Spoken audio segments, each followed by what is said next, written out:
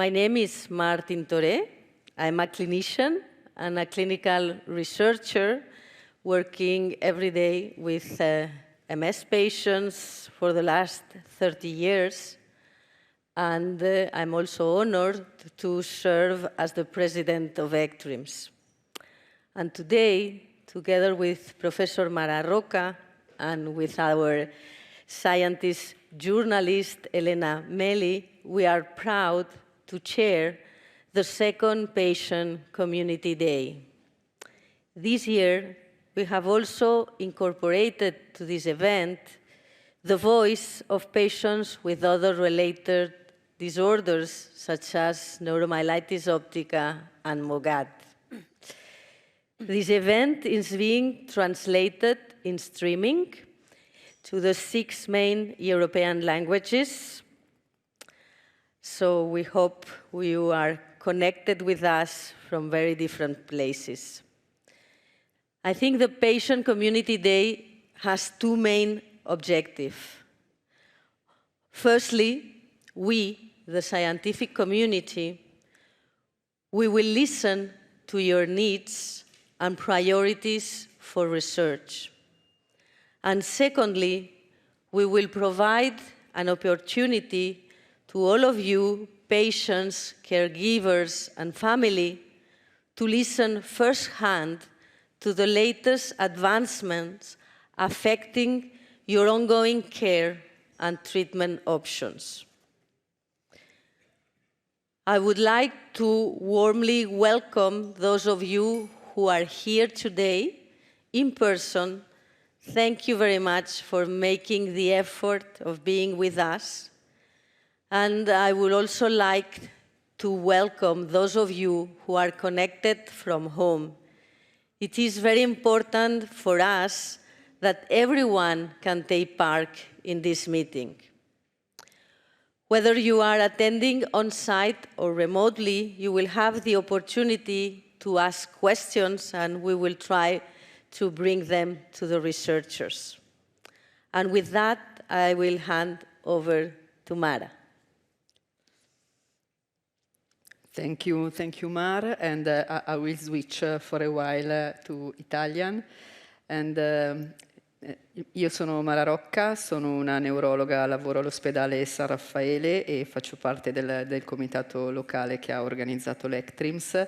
È veramente un piacere, un onore per noi avervi qua oggi in questo evento e come la professoressa Tintorea ha anticipato, l'obiettivo è quello di non solo condividere con voi quelle che sono state le novità presentate durante questo congresso, ma anche cercare di dare una risposta a dubbi e domande che potete avere in vostra gestione quotidiana della malattia.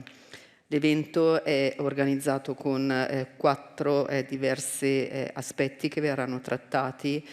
Inizieremo dando la voce ai pazienti e alle associazioni che si occupano dei pazienti per farvi vedere quant'è l'importanza che l'interazione con il paziente e dare una risposta alle esigenze dei pazienti può avere. Ci sarà poi una parte dedicata alla comunicazione della diagnosi, che può essere un aspetto particolarmente critico nella fase iniziale dei sintomi della malattia. Verrà dato poi spazio a discutere il trattamento e come può essere complicata la decisione, la condivisione della scelta del trattamento che deriva da un bilancio condiviso tra il neurologo e la persona colpita dalle vostre patologie. E infine verrà dedicato spazio al nuovo ambito di patologie immunomediate che stiamo imparando tutti a conoscere, che sono la neuromielite ottica e la sindrome da anticorpi anti-MOG. Con questo lascio la parola alla giornalista scientifica, so we switch back to English. To English, thank you. Thank you, Mara, and thank you everyone for inviting me. I'm very glad to be here because, you know, everyone always says you have to focus on patients, and now you're really giving them space and time. You are listening to their needs, you are engaging them in research and trying to answer answer to their questions. We will have, after each session, a Q&A time, so everyone from home connected on the web and here in Milan can send questions. And so I don't want to steal your time with my words, and I think we can go ahead with the first session. And it's a pleasure for me to invite to join us on the stage the speakers of the first session. The session is about the role of people with MS in the innovative scenario of global pathways to cures. And so it's a pleasure for me to have here with us Paola Zaratin, Director of Scientific Research at the Italian MS Society and its foundation. Yes, yes, please have a seat with us. And then it's a pleasure for us to have Federica Balzani, Vice President, European MS Platform and Italian MS Society representative. Welcome, very welcome.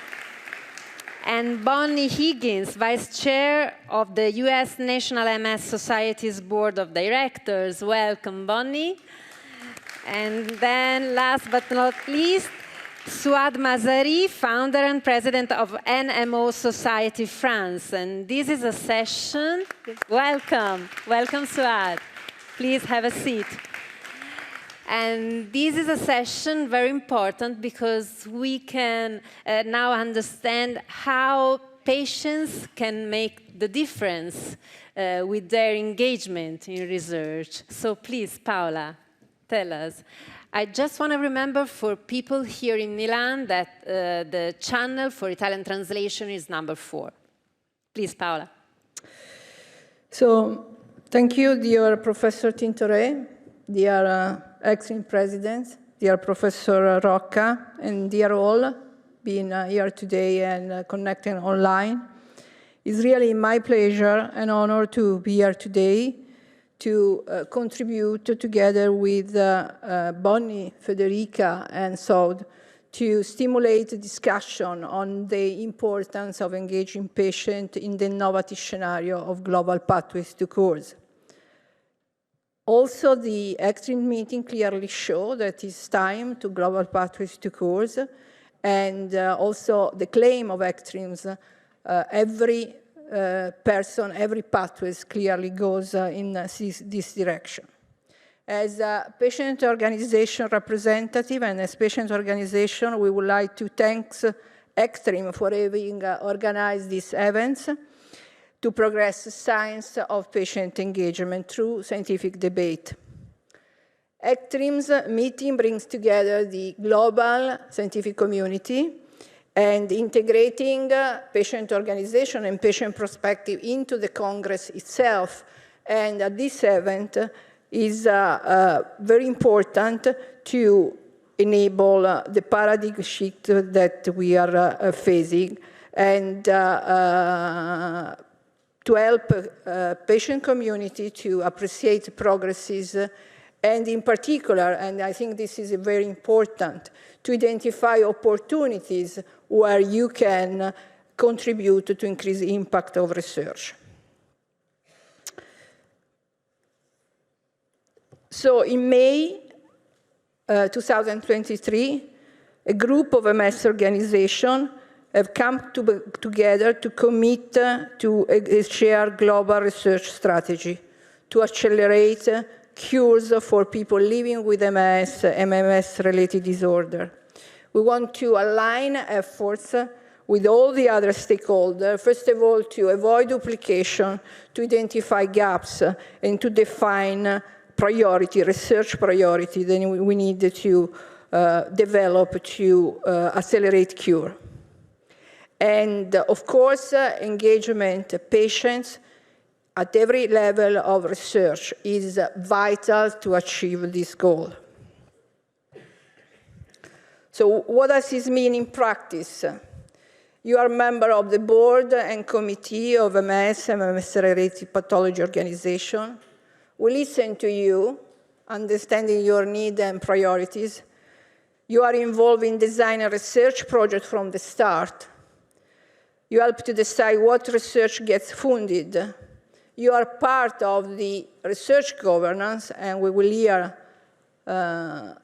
how soon. You take part in research because you understand that how your contribution will make a difference and have impact. And last but not least, you help to communicate research findings to other people living with the disease in a way that is meaningful to them. So MS organizations are facilitating this kind of activity, different kind of activities at a different level in different countries, and we will continue to share experience to make patient engagement as effective as possible. And the speaker that will follow will provide you some insights and perspective from people living with the disease on some of these aspects, on the importance of engaging people living with the disease in research. Thank you. Thank you. Thank you, Paola.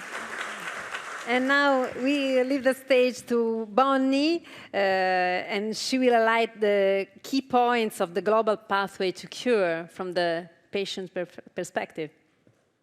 Please, Bonnie. Thank you. Thank you. I'd like to thank ECTRIMS for inviting me here today to share the patient perspective, and thank everybody on the panel with me for this experience. And good afternoon, everyone. I have been living with MS for 29 years, almost half of my life, and it's because of people like yourselves and myself that the disease, we demanded that cures be in our mission. And in 2020, the word cure was added to our mission. We will cure MS. People living with the disease demanded that.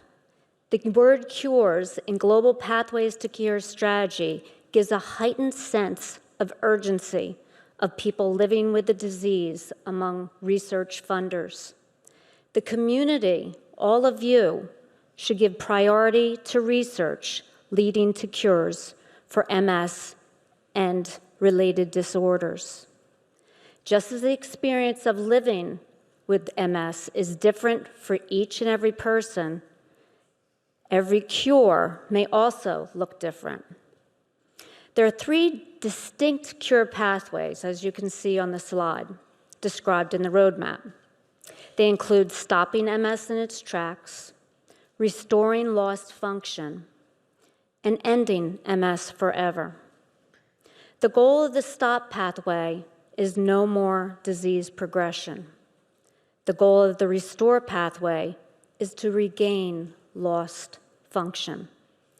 The goal of the END pathway is no new disease, no new diagnosis. That means future generations will never hear those 4 words, you have multiple sclerosis. Therefore, it's clear why so many organizations around the world have endorsed Pathways to Cure's roadmap, because the priorities within it are very similar to those with national strategies. Going forward as a national organizations with shared global research agendas, we will continue to communicate and share our national priorities to ensure we are aligned globally and identifying future collaborative opportunities. The goal this week was to review recent scientific advances in the STOP, RESTORE, and END pathways, refine the pathways roadmap, and develop global strategies of collaboration and alignment of investment in the areas of highest opportunities to speed the development of MS cures.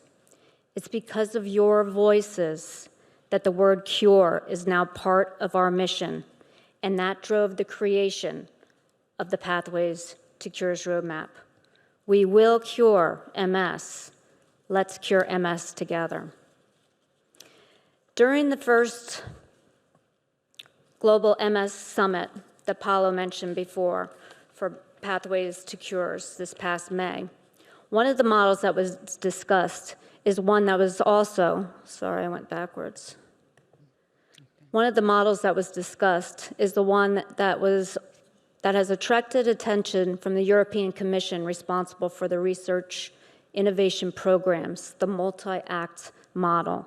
I'm going to invite my friend Federica up to talk about it to you. Thank you. Thank you. Yes, Federica will share her experience and perspective of patient engagement in research. Good afternoon to everybody, and thank you for the opportunity to be here and share my experience. And I'm a patient living with MS since 2007. And as Bonnie said before, the multi-act project coordinated by the Italian MS Foundation since 2018 want to introduce a model in which patient input is important in every stage of research process. In this way, multi-act model try to change the governance mechanisms of research. It means that patients collaborate as an important actor in all the stages, defining, for example, the priorities of research programs, participating actively in these programs, sharing the outcomes. This is a different approach compared to the past. Now patient experience is an essential factor to impact research results. Data produced by people living with the disease are used to evaluate the impact of health research through a 5-dimensional assessment model, as you see in the slide. But what does it mean, patient input? What is the role of patient? The real value is their experiential knowledge, not a scientific expertise. Of course, it's very important for a patient knowing all the stages of a research process, for example, the ethical value and the safety profiles, of course, every steps of research, but the real value is the experience and the patient's perspective. Thanks to this value, it's possible to drive an impactful research, able to understand patient needs and what is important for a person. For example, I'm thinking about the quality of life in terms of management of treatments, absence of side effects, etc. Talking about the experience is important to share another issue, in my opinion, the multiple needs, the various experiences. In fact, it is important to engage a broader community of people to represent many different needs. It is important having a big governance of people living with MS involved. I know that this is a big challenge, and the multi-act model is working in this sense. Not an expert patient, not a few patients, but a wide community of patients. As you can see in the slide behind me, the multi-act engagement model is adopted by different international initiatives and EU projects. For example, you can see PROMS, Alameda, MSCAB of the European MS platform, and we hope that it will promote institutional changes for an effective patient engagement. At this point, and for the future, it will be interesting, in my opinion, to understand the results of the model application if we find problems in the engagement process and what kind of process and the successes. Now I leave the stage to my colleague, Suad. Thank you. Thank you, Federica. And thank you, Suad. She will share experience as person living with NMO. There will be a session regarding NMO, so please, Suad. Thank you. Thank you to everybody. Thanks to everybody online, in the room. Thank you to the science. Thank you to the patients. I'd like to start by an experience with you. If you don't mind, let's take a breath all together on 3. 1, 2, 3. Everybody knows where is his heart. put your hand on your heart.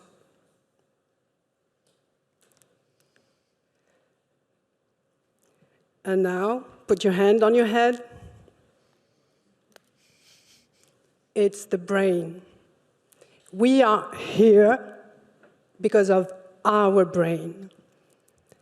And this is where we want to start collaborating together about the brain health. This is the major collaboration. I am a patient affected by a brain disease. My experience as a patient started in 2013 by symptoms not related to the brain. In 2015, my second symptom was not related, in my opinion, not to the brain, but hopefully I've been asked to go to the hospital to see a neurologist. It was an optic neuritis, but no diagnosis. And then in 2016, I had another relapse on the brainstem, which is the brain. And I was diagnosed MS with a treatment for MS. But 1 year after that, in April 2017, I had another attack on both eyes, a new attack, a rare inflammatory attack of the central nervous system. The name of the disease is neuromyelitis optica, a rare disease, often misdiagnosed to MS, but it's a brain disease. And if I say to people, to doctors, not experts, okay, I have neuromyelitis optica, they don't understand. If I say MS, I don't feel comfortable because it's not my disease. So now, when I say I have a brain disease, everybody understood. So that's why we have to collaborate all together on all initiatives about the brain, about healing those diseases, diagnose those diseases, because they damage in a different ways. Of course, MS societies is our parent, but I'm not related. I am a disease with a name, with a diagnosis, with a biomarker, which is very, very helpful, or not. Sometimes there is no biomarker. This makes much difficult to diagnose.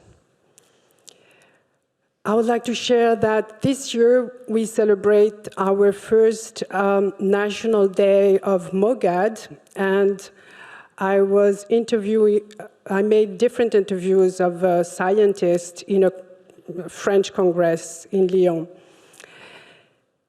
And it was a very strong experience to go in this Congress. Why? Because 8 years before, I was at the same Congress for my business company as a woman, successful in life, having a job.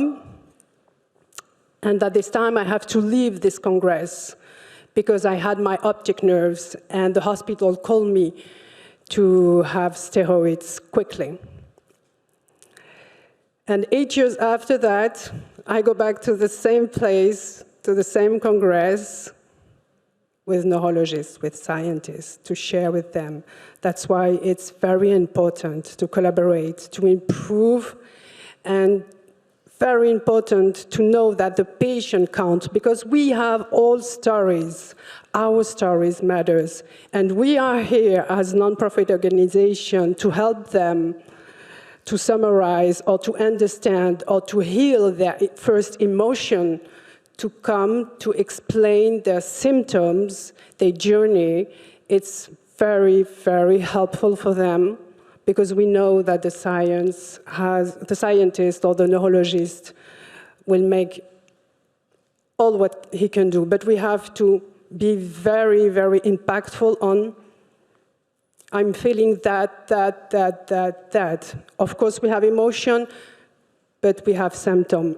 And if you listen, you can diagnose. If you listen, you can help. If you listen, you can heal.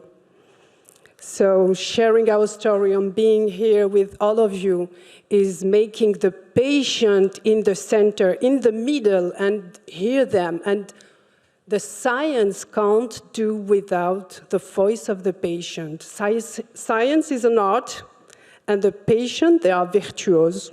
I don't know we say it in English. So listen to our stories.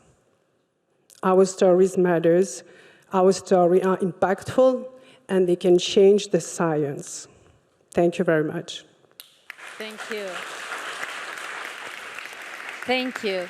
Thank you very much. I think that these words are really important because they can feel how this engagement of patients is important, why it's so important to listen to their experience. Thank you. Thank you very much, because as Bonnie said, together we can cure MS. So we now have some time for questions. We have received a lot of questions about access, access to treatments, to research, and so on. So I'll try to summarize these questions and ask you, what about why it's so important to guarantee access to therapies, to research, to have all the scientists and physicians to listen to the voice of patients. I don't know if anybody wants to.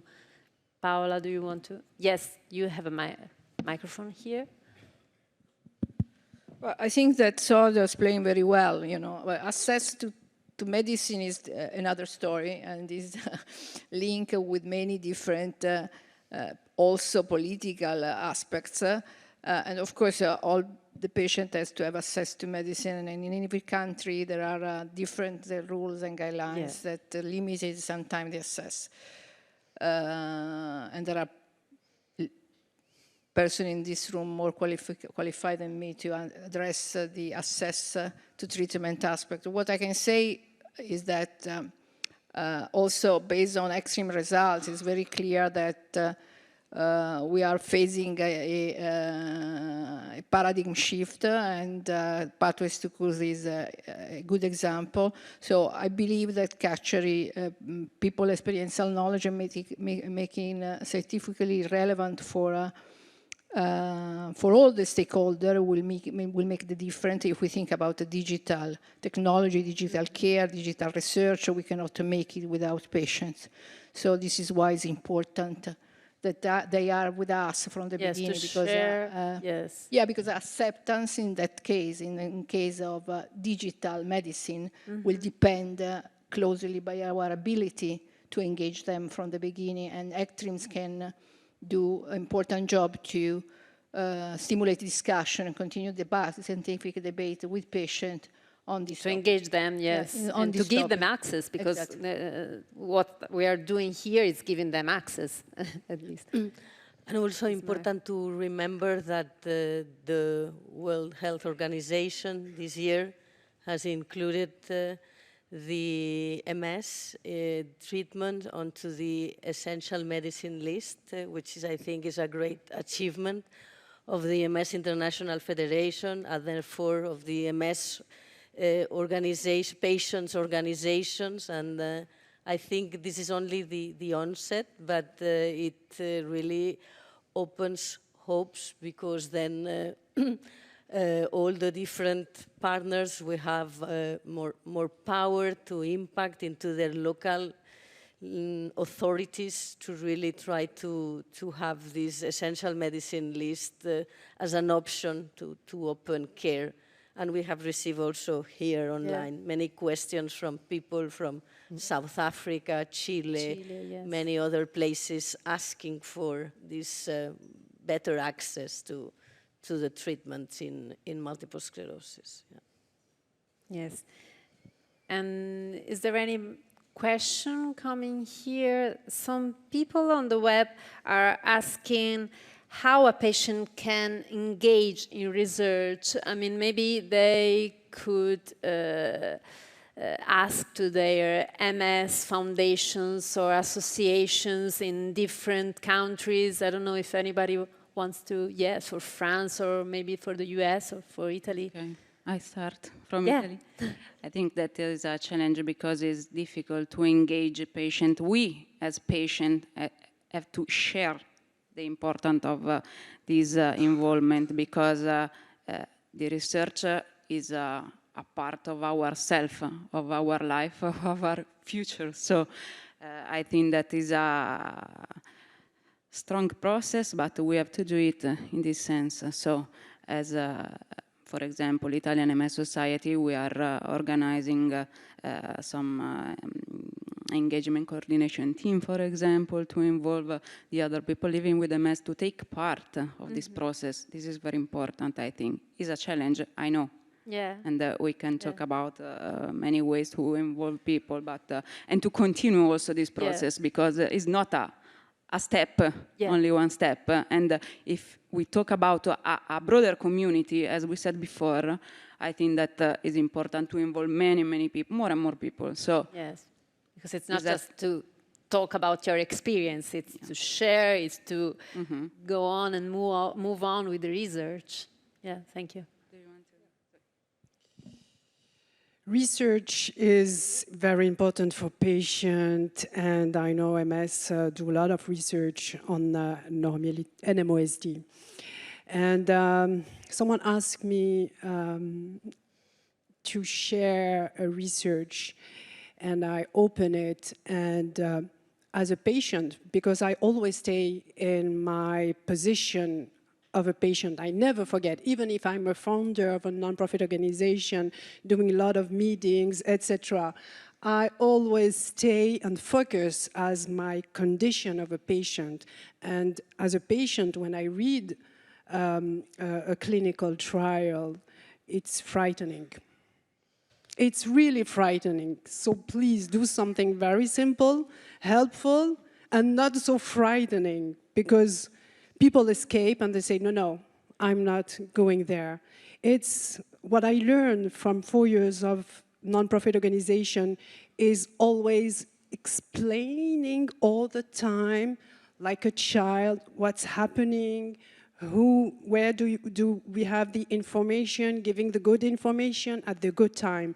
It's a challenge of time, don't forget the time. They first described NMOSD in 1894. 1894, Eugène de Vic described this disease, and he said, okay, it's different, it's not really MS. And in 2004, it was the time of discovering a biomarker. And in 2016, another biomarker.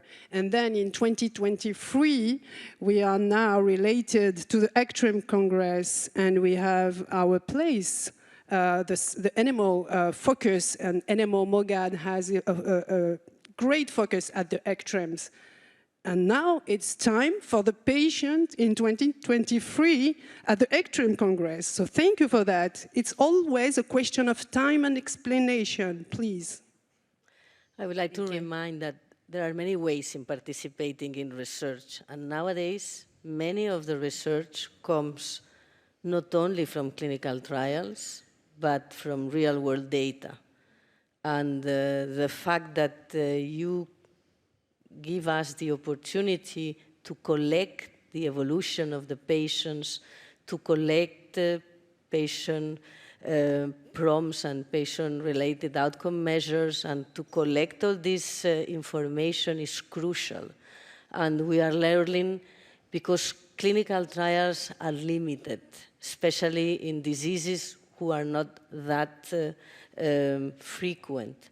And there's a lot of opportunities for patients to participate in research, just bringing the opportunity of collecting their data And I think this is crucial for making steps forward. So there are many, many ways in contributing. Clinical trials are one, but there are many others also.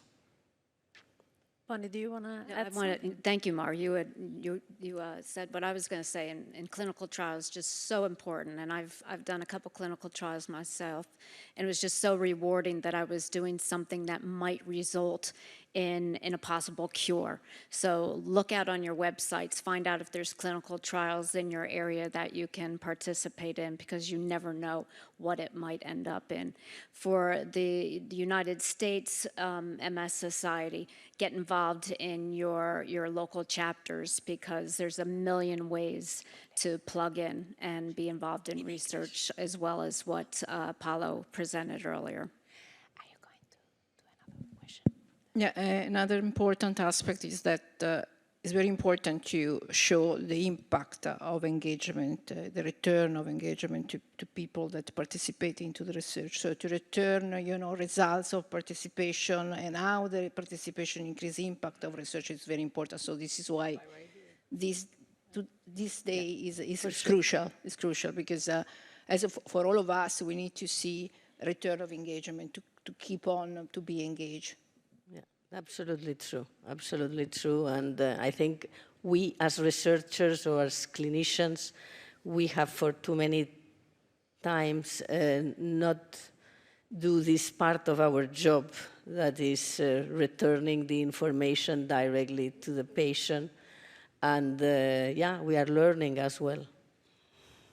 It's a question of sharing, I think.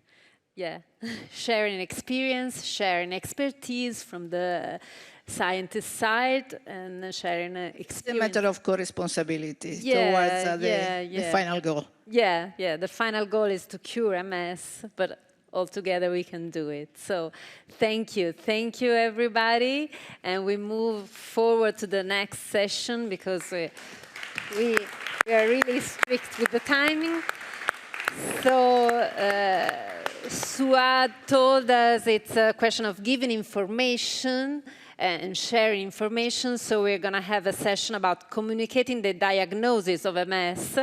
And it's a pleasure for us to invite here to join us on stage Alan Thompson from the UK. Mar, maybe you want to introduce him? Yes. Yes, we just have logistic and chair. Oh, there's a question? Okay. Oh, I'm sorry, I didn't see you. Sorry. That's okay. Can you hear me? Yeah, we hear you. Yeah, it was more of a comment than a question, certainly to the person who was looking for, how do patients get involved? And I think, my name is Julia Leffler, by the way. I'm executive director of the MOG project, and so we're an advocacy organization for MOGAD. And, one of our biggest jobs is to connect patients to researchers. And so that we bridge that gap, and I think that patients can look towards these advocacy organizations because that's what they do. They provide information with the help of the researchers, with the help of pharma companies. Research often, makes people frightened, and the role of the advocacy organization is to sort of unravel that mystery and make them feel good about getting involved, and also with their recommendation, they can feel like they're getting involved in something that's legitimate and something that's impactful.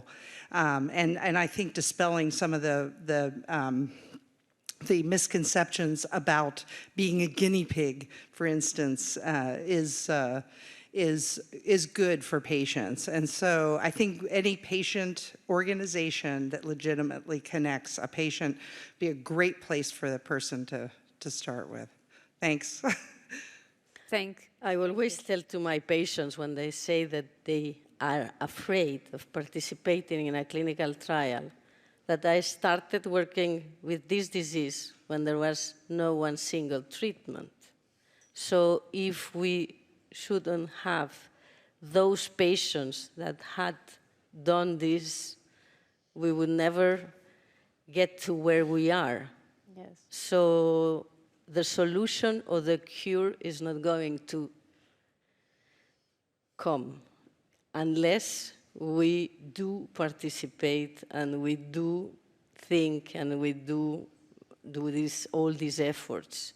Together. Of course, there are challenges, but in 30 years, we've done so much. There's a lot to do, but we've done a lot because patients have given their time, their hopes, and their daily days to do this. No? So, yeah, there are a lot of reasons for doing it, and we are seeing how this is improving the lives of our patients. So there's all sorts of reasons for doing it. And with this, it is my great pleasure to, you first introduced. Yes, I can introduce Paolo Preziosa from San Raffaele Hospital and Vita Salute San Raffaele University from Milan, Italy. Welcome. Thank you. Good afternoon to everybody. I'm really proud to be here. Just a second.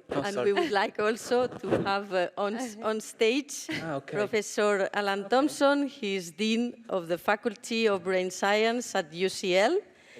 He's also a consultant neurologist, has been seeing patients also for many, many years. He wanted to be introduced by Mar. Thank you. And he's also editor-in-chief of Multiple Sclerosis Journal. Thank you, Alan, for being with us as well. So again, good afternoon to everyone. Many thanks for the introduction. I'm really proud to be here to discuss these relevant topics that have been presented also during ECTRIMS. I would like to thank ECTRIMS and ACTRIMS, also President of ECTRIMS, Professor Tintoret and Professor Rocca, to be here to discuss about this relevant topic. In particular, Professor Thompson and I decided to describe this topic discussing about 5 main aims, 5 main topics, starting from the diagnosis and differential diagnosis, so improvement, advancing this field, the possible role of other diseases, so comorbidities that may also take a role in the diagnostic workup, but also in the evolution of the disease, the prognosis of the disease. So already from the beginning, from the diagnosis, we may have several biomarkers in order to predict the long-term disease course, and there are also other factors that will be discussed during this presentation. Then clearly, it's absolutely important the patient's role and perspectives, because the relationship with among the physicians and the patients is extremely relevant, and we will discuss also these updates. And finally, now there are more and more technologies, and so the possibility to use several of these new technologies may really be important for the diagnosis and for the monitoring of the disease already from the beginning. So starting from the diagnostic workup of MS diagnosis, you know that in 2017, there was the most recent revision of the McDonald criteria, and in particular, this is based on 3 different aspects. So clinical perspective, the neurological evaluation, the onset of clinical manifestation, the role of MRI, in particular brain and spinal cord MRI, to evaluate the presence of white matter lesions, and also CSF examination. So it's quite unpleasant technique, but it provides relevant useful information for us by a diagnostic perspective, but also for the prognosis of the disease. Just to summarize the most recent evidence regarding the accuracy, the importance of these criteria, here you can see that there were some studies that suggested that the 2017 McDonald criteria can distinguish clinically defined MS early and accurately. In particular, I would just like to underline these data suggesting that compared to the last revision, so the 2010 revision, the newest one, the 2017, was able to make an earlier diagnosis with a gain of up to 10 months on average, and this has a great potential implication, because if you can treat early, we can also reduce the accumulation. And as also demonstrated by these large studies conducted in the Barcelona team, led by Professor Tintoret also, it's clearly important, the evidence that these new criteria can also decrease time to treatment initiation from the onset of the disease, and this might strongly and significantly limit disability accumulation. So if you can diagnose early and accurately, we can do much better. Clearly, during the last years, emerged new evidence regarding the application of new markers, new features that may further improve our diagnostic criteria. I just summarized two of them, which may be relevant.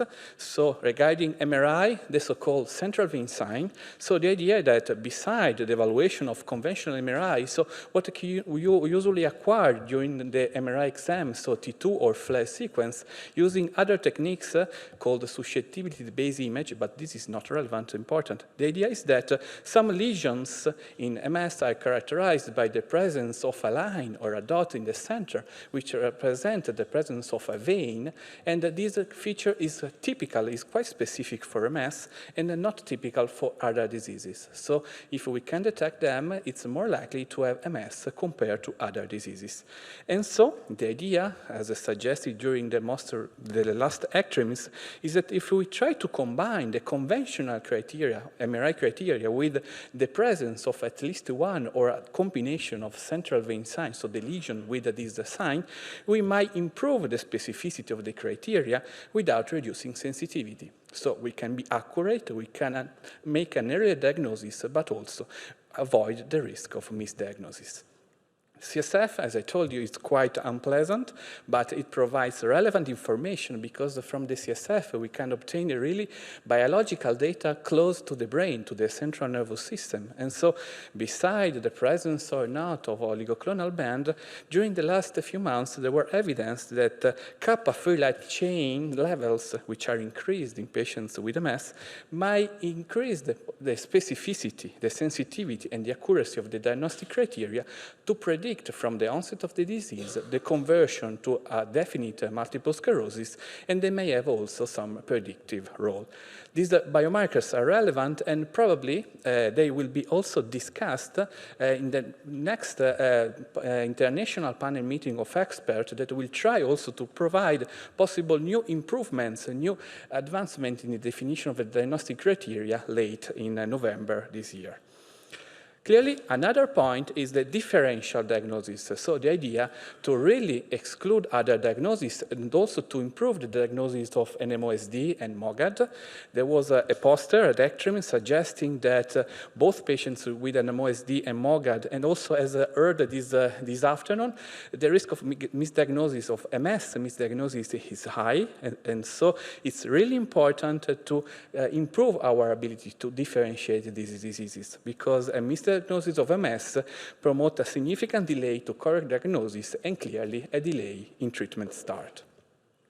So during the last months, there were also a strong effort in order to identify specific clinical MR and laboratoristic findings that may be able to discriminate these conditions.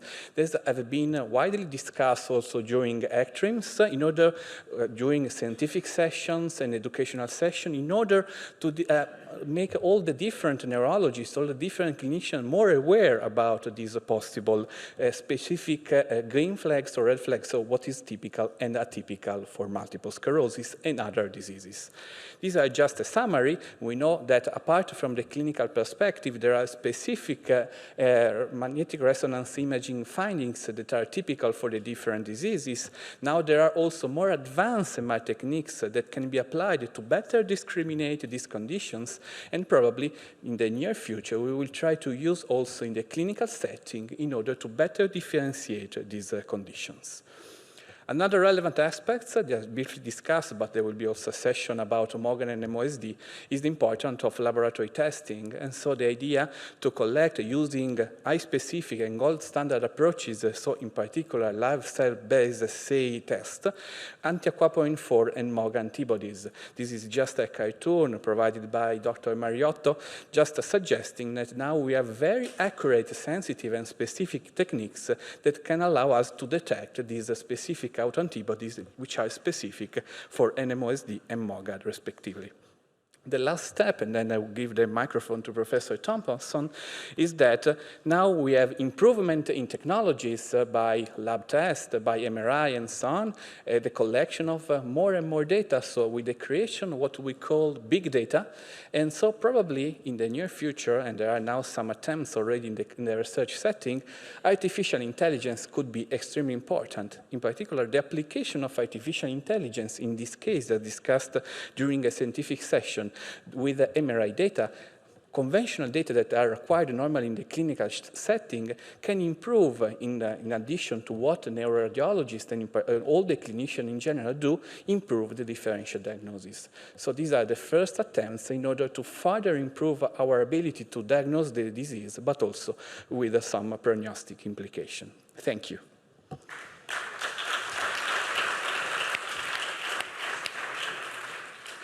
So I would also like to thank the organizers, and it's really lovely to be part of this event. I was part of last year's, I remember it very well. I was also rushing off for a plane at the end of it, so it seems to be what I do. Now, I'm going to cover the next 4 areas, but very briefly. So I will stick to our allotted 8 minutes. I'm not sure whether my colleague did, but I hope he did.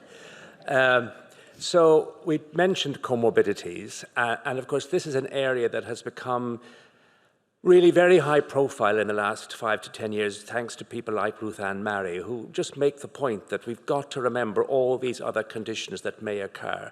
The fact that someone has MS doesn't mean they can't get other things, and indeed they do, from depression all the way across to diabetes. And there were some really interesting posters on this topic which linked these comorbidities or these symptoms to the diagnostic phase. And this is the first area, if I can... I'm always worried about this, use this. This is from Ruth Dobson in the UK, and what she's just showing is that patients start showing symptoms much earlier than diagnosis, particularly in the last 2 years prior to diagnosis. And that's totally independent of their gender, ethnicity, or location. And this is another study.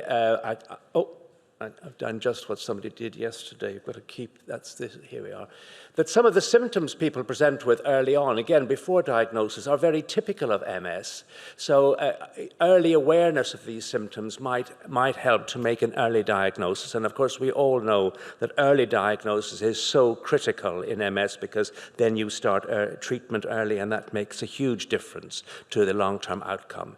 2 more brief points about comorbidities. This study here just reminds us really that people with MS can have other autoimmune conditions, and that we need to distinguish early on. So this is really a point in relation to differential diagnosis. And this is an interesting poster which suggested that there are other conditions like peripheral neuropathies, nerve compressions, which are seen more commonly in MS. And these are lower motor neuron issues, but they may be markers of the condition. So that's quite important. So that's all I'm going to say about comorbidities. When you receive a diagnosis, prognosis is probably one of the first things in everybody's minds. And this is a rather complex slide from Xavier Montalban and a colleague looking at all the factors that have an impact on prognosis. In the end, MS is a variable, unpredictable condition. That hasn't changed. But some of these factors may be things we can control, and they may help. So I'm looking at vitamin D levels, obesity, smoking, and of course, comorbid conditions that we should be able to manage. In terms of prognosis, the one slide we picked out was by He et al., and that just made perhaps the intuitive point that the quality of care does have an impact on outcome, and particularly early on in the course of the condition. And of course, this is back then to talking about access to quality of care internationally, and we know there's huge variation worldwide. So we are perhaps, many people in this room, very privileged in where we work. There are other places that are not so fortunate. So it's just making a very simple point, but I think it's quite an important one. The third of my 4 points is on patient role and perspectives, which we've heard all about earlier today. I think this study by Salas et al. is important because it makes the point that knowing about your condition reduces uncertainty, improves your mental quality of life and your ability to manage your condition. And on the slide, you'll see there are some encouraging things that actually most people with MS seem to know about. The benefits of healthy lifestyle and quality of life, the importance of monitoring the disease, the effect of treatments, etc. But there are other areas where perhaps we could do much better, and only 30 to 50% were aware that MS may impair thinking and memory, that it's multifactorial, and how effective self-management can be for symptoms like fatigue and others. So I think this is quite an interesting, helpful study. And this rather complicated slide from Carmen Tour in Barcelona makes actually a very, very simple point. This is, again, looking at PROMs, patient-related, patient-reported outcome measures, and it makes the point that they capture other things that our scales like the EDSS don't capture, particularly in relation to areas like vision and upper limb function, so that they complement the EDSS.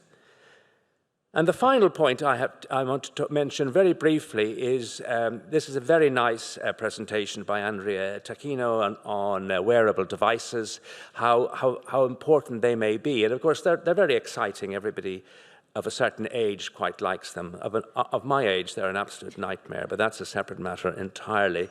I think the point that he wanted to make really was that although they've got a lot of potential, and this is about monitoring, but you could also think about these devices in terms of diagnosis, even in terms of prodromal symptoms, if you had a sensitive enough technique. But it's a work in progress, and some of the issues that we have to address are just listed here. Reproducibility of results and external validation are two really important ones. And my final slide is his takeaway messages, and I really don't want to go through all of them, but I just want to mention the last one. So, you know, if we combine wearable devices with high-density big data, which Paola mentioned earlier, we can actually, it's a real opportunity to deliver more accurate treatments and improve personalized medicine. But I also think it may be helpful at the time of a diagnosis. And with that, I hope I'm within 8 minutes, and I'm going to stop. Thank you very much. Thank you. Oh, I am. Perfectly on time. Thank you very much. Mara, do you want to? Okay. Yeah, some questions? Okay, I can start with the discussion. We are receiving many questions on the invisible symptoms, including fatigue, depression, cognitive impairment, and clearly these invisible symptoms might have an important impact on the work activities of these patients, on the social activities, and they are usually not properly recognized also in the context of the health system. So they want some suggestion and some discussion on this issue.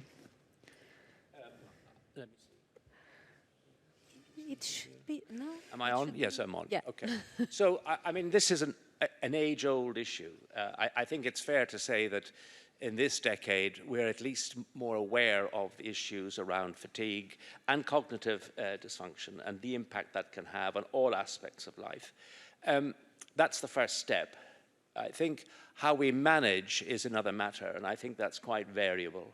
So I don't think these symptoms still get the level of focus that they need and the rigorous treatment or management. And then it's back to the clinical trials in these areas, because they're often, not always, but they're often not as good as they might be, so you don't get clear direction as to how you might treat these symptoms. But they're a huge issue, and I think what can we do? We can just carry on really trying to look for effective treatments and self-management, of course, is key to this. I don't know, Paolo, if you want to add any more. Do you want to add something? No? Okay.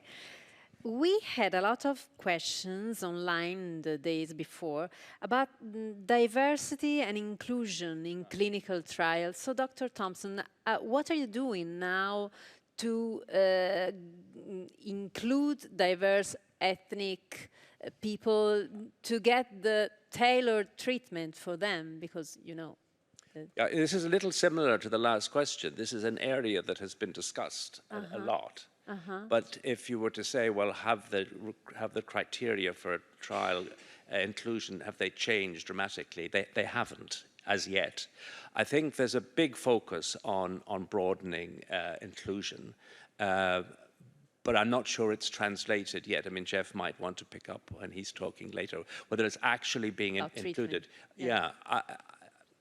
It's not necessarily translating in different treatments. No, I mean, I think it also means having studies in different areas of these specific groups. And there are more of those, and there are now people that are really championing, I think in the States in particular, where this is being championed. And there are a number of really key presenters that are doing this. But it's a little bit like this area in life. It's an issue in all. It's not just in MS. It's across everything. And I think it's about raising the profile and insisting, and then going back to check how well we're doing in terms of percentages across of the various usually unrepresented groups. Yes, it's a question about personalizing medicine in every aspect for every patient. Paulo, do you want to? Yeah, I think this is a relevant point. I mean, we are improving much more and more on that. We are better stratifying. So probably in the near future, we will try also to identify demographic, clinical, maybe also some genetic difference in the response to treatment. Yeah, it could be really relevant, but it's still we don't know. We still don't know. Necessary. You're working on it. Okay. Exactly. Okay. Thank you. We are also asking. Our patients are asking on recommendations, clear recommendations. Are there clear recommendations on diet? Are there clear recommendations on type of exercising? What can we tell? Well, so this is a section on diagnosis. I wasn't really. So now we're going into somewhat broader areas here. I'm again getting slightly out of my comfort zone. I think that in terms of diet, I think there are clear recommendations about healthy Mediterranean-style diet. I think if you get more specific, the evidence base starts to fall away. Actually, there was a presentation on this topic last year at this event from one of our Dutch colleagues. So I think a healthy, sensible diet works well, and as it does basically for everybody. There's nothing, I don't think there's anything absolutely specific about having MS in relation to diet, but it is important to have healthy diet. So exercise, and of course we had the presentation of the COGEX study yesterday by Anthony Feinstein, and this is a study that looked both that looked at the impact of exercise both on mobility and on cognitive function. A very elaborate study, which the primary outcome of which was negative. But what was really interesting was that all groups in the study, even those on sham, improved during the study. So, I mean, I asked Anthony, how does he explain all of this, and what should we take into our clinical practice? And I think the main thing is that people with MS look after themselves well, and that they do exercise regularly, as we all should, and that they do keep their brains stimulated, as we all should. But as you try and get more specific, it gets a little more difficult to get the evidence base. So, I mean, if what I'm saying is that, we should all look after ourselves well, and if you have MS, you should look after yourself even better. Yeah. That might sound a bit simplistic and naive, but if we all did that, it probably would be quite helpful. Yeah. Thank you. And we have also a more complicated question, and is related to diagnosis, so you cannot escape. You showed us about the prodrome, so we can identify sometimes this disease even before we have the first symptom. And do you think this prodrome, or are we going to incorporate this pre-symptomatic MS to the diagnosis? You want to answer? Or I will? Okay.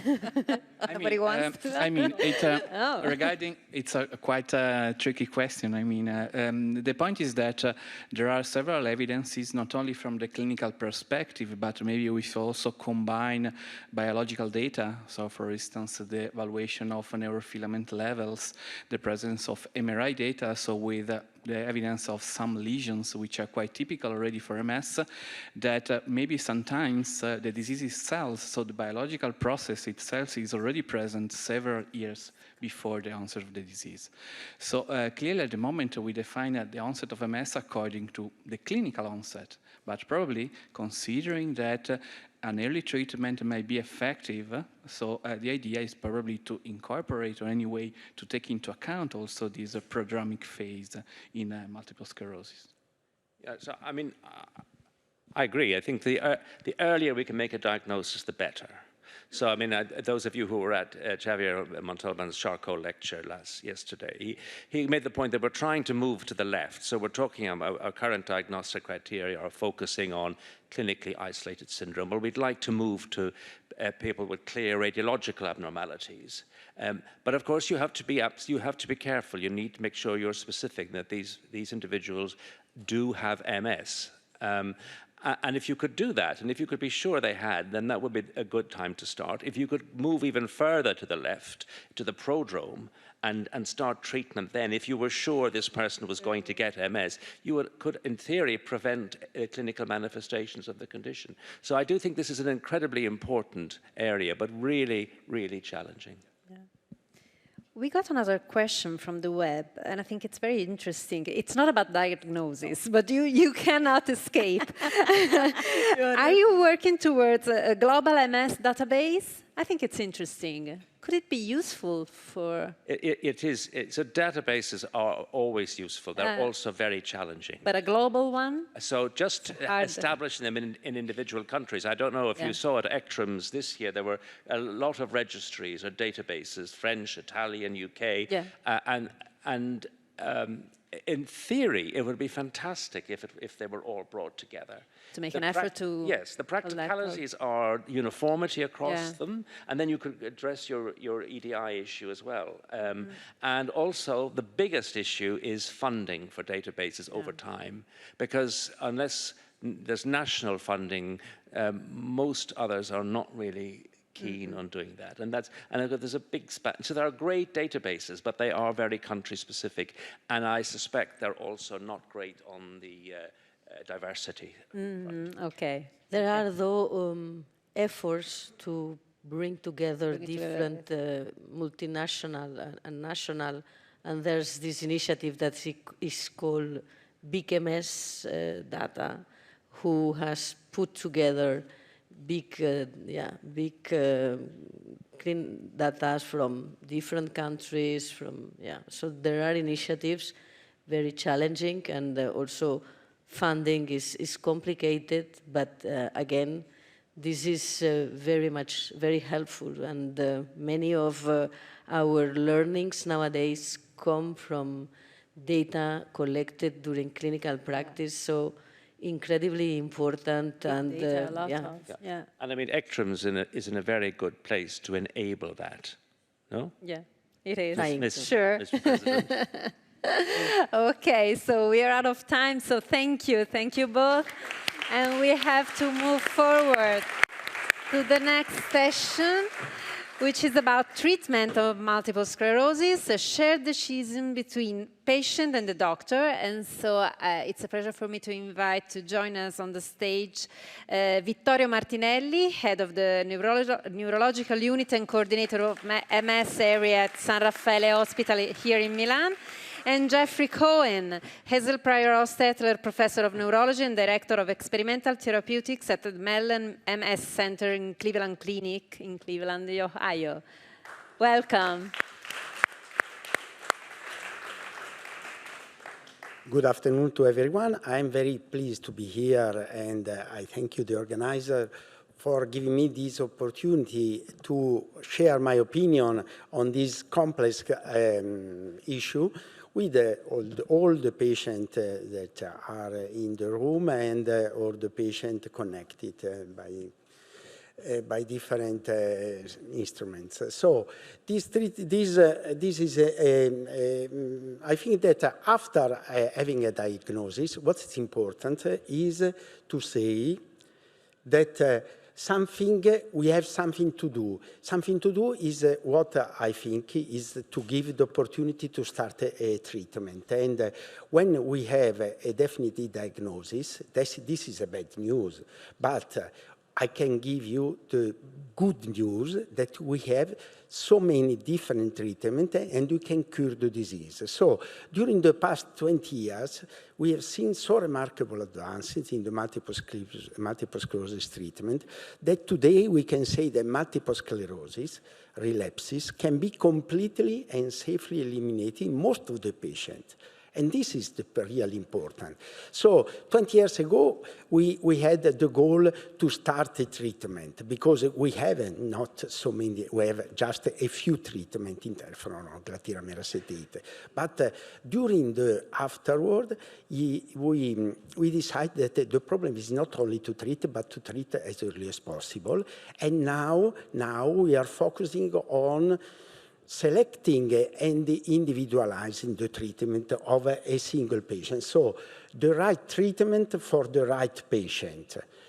But making a treatment decision is not easy. So we have to consider the efficacy of the treatment, the safety, the tolerability, and all the scientific evidence that we have related to any kind of treatment. But it's really also important to consider the patient risk-benefit perception and eventually pregnancy plan or other, so the physician experience and the need to follow the patient after the treatment was started. So time is brain. Why time is brain? Because delaying treatment in multiple sclerosis has a great cost. Why? Because what is lost is not regained. And you can see that this statement was done at the beginning of 2000. But now we have from the group of Barcelona the demonstration that starting treatment at a very early stage is associated with the reduction in the risk of long-term disability accrual in patients with a 40-minute event. They compare the group of patients who started the treatment within 6 months with patients who started the treatment after 6 or 10 months or 12 months, or afterward, the beginning of the first symptom, when we call the CI, the first demyelinating event. So it's really important to start treatment at a very early stage. But the editorial that we can find related to this study was very important, and I selected these two statements. The question of identifying individual appropriate for early use of the most potent therapies represent the next frontier of the research in clinical outcome of MS. And the neurologists must therefore remain vigilant to ensure that diagnosis is made promptly, that patients are followed up effectively, and that effective treatment are used liberally. And these are the main issues that we discussed during the last Congress, the ECTRIN Congress. I don't know how many posters and how many communications were related to this issue, but they were hundreds and hundreds. So, and Martin Torre also presented me with this communication, the SPIDER-MS study, an individualized, and they used the Barcelona baseline score adjusted for non-baseline prognostic factor, and Alan presented the most important prognostic factor that we can have at the first demyelinating event we have to consider. And why this is important? Because using this kind of factor, we can estimate the individualized survival risk to have a moderate disability 10 years after the onset of the first event, neurological event. So we can know at the beginning of the disease how to select the patient who could have a bad prognosis. So We have lots of treatment now. We know that in Europe, 19 different drug treatments have been approved and 23 in the United States. So we can divide this kind of treatment between first-line treatment or platform treatment, the old treatment, and the highly effective treatment or second-line treatment. And there are, I think, now and in the future, we are waiting for other kind of treatment which we will be able to use. So I selected just two different studies, one from the Australian group and one from the Italian group, who try to analyze the different aspects between to start with an early effective treatment or with the escalation treatment. So starting with the first-line treatment and then change when it's necessary to an highly effective treatment. Which are the most important conclusion? The early use of high-efficacy therapies resulted in improved control of disease activity and of disability outcome. A proactive approach in the escalation of the disease-modifying therapies is advisable due to the suboptimal efficacy of the previous treatments. And now the scientific community is usually all the scientific community is agree on this statement that it's, we have to start and to choose the right treatment for the right patient in the right moment. And the problem is the right moment.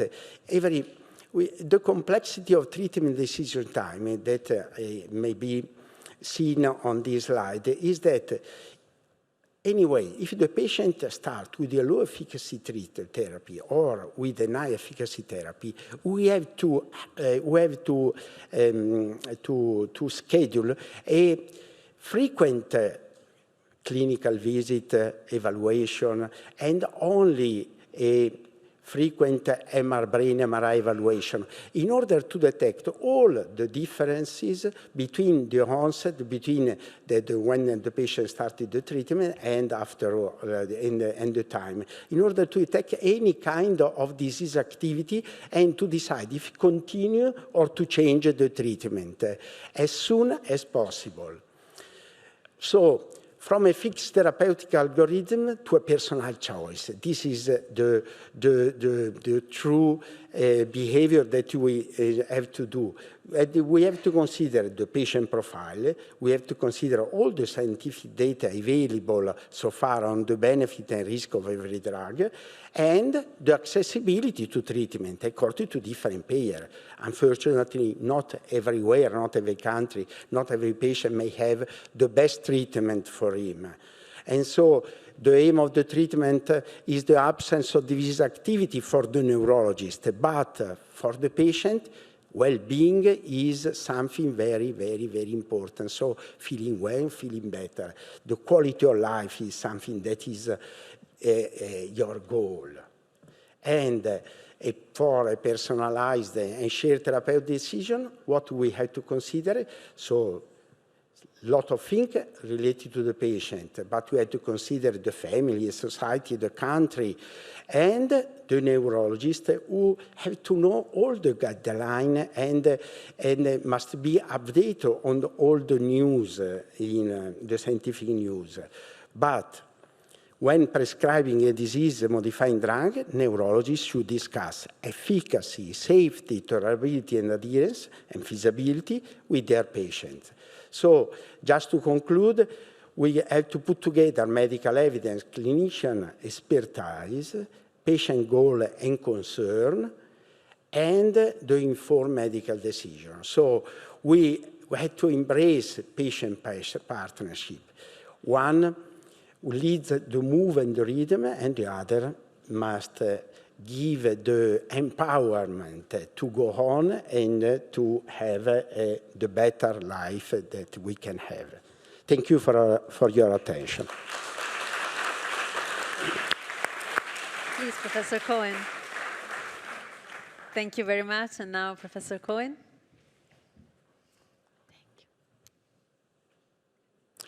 Well, good afternoon, everybody. I'm very honored and pleased to be here, first of all, with our audience here in Milan and also with our audience online. So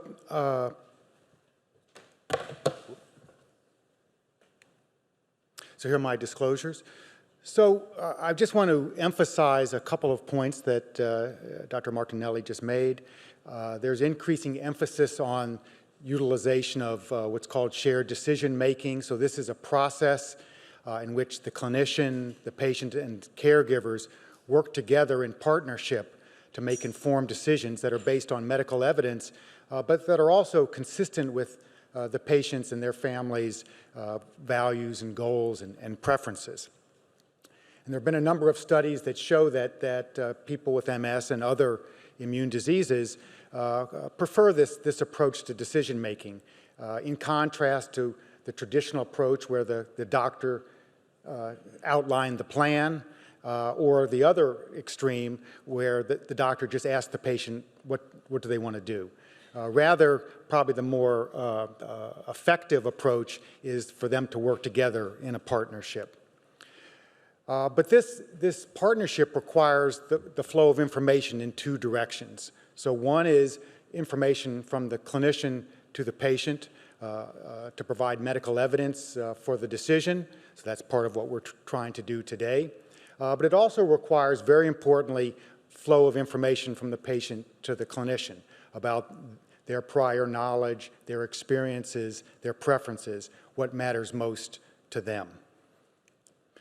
So there are a number of aspects of the care of multiple sclerosis and some of the other immune diseases of the brain that we've heard about that could benefit from shared decision-making, whether to start a disease therapy, at what stage to do that, which treatment to start, whether to change therapy, whether to stop therapy, which drug to use in children, which drug to use in older adults, and the use of medications in real-world populations that are more broad than the patients that are included in clinical trials. But one area of management that very much could benefit from shared decision-making is the treatment of MS, NMO, MOGAD in pregnancy and postpartum. And so this is an area that previously was mostly dominated by opinion, but now with emerging evidence, that now provides some basis for some more rational approaches to treatment in this setting. So that's what I'm going to focus on in the rest of my talk. And in fact, there was a whole session at the recent MSMilan 2023 meeting devoted to reproductive issues and disease management.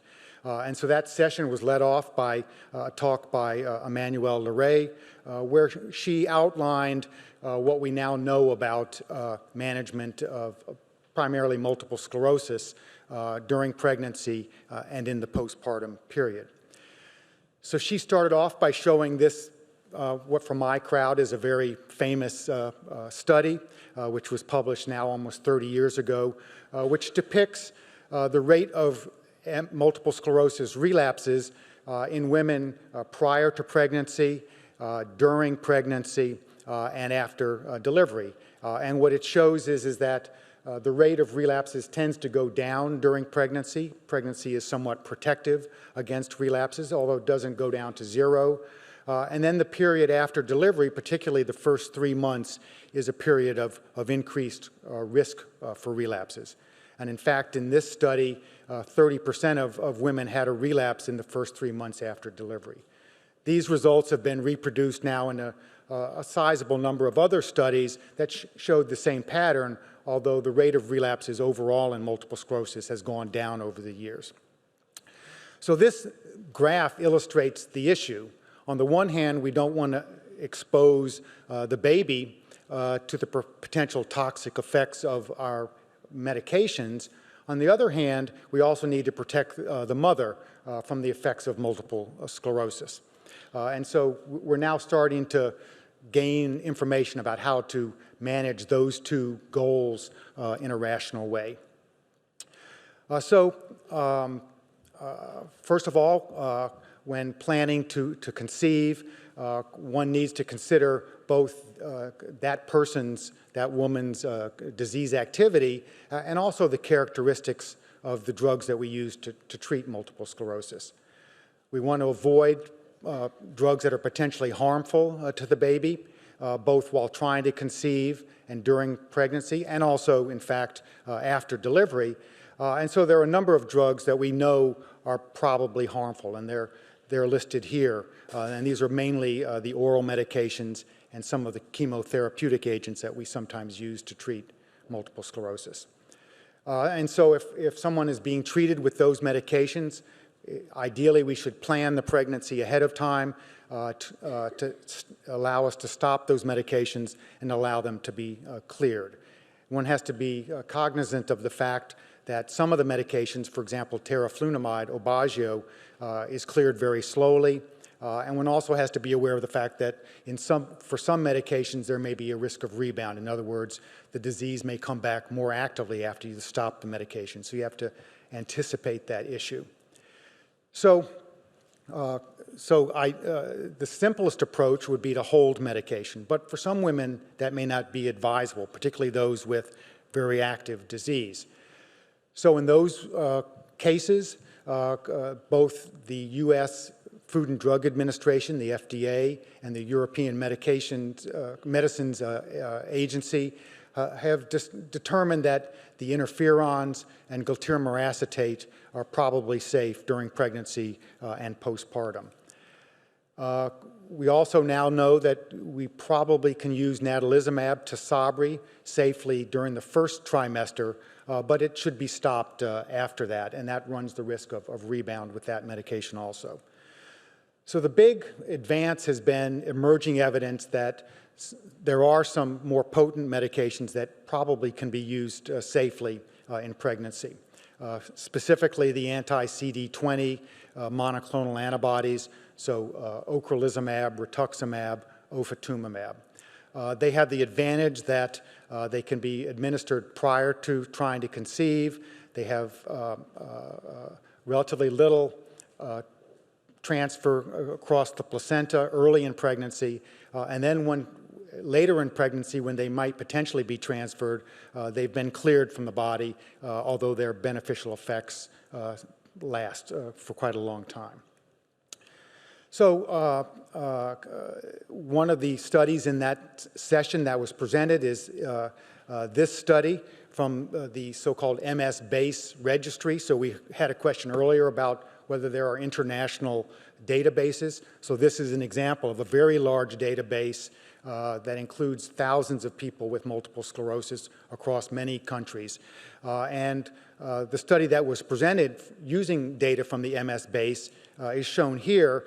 It's a complicated slide. I'm not going to go through it in detail, except what the study confirmed was that the B-cell depleting therapies were very effective in preventing relapses in pregnancy. So the other question is what to do after delivery.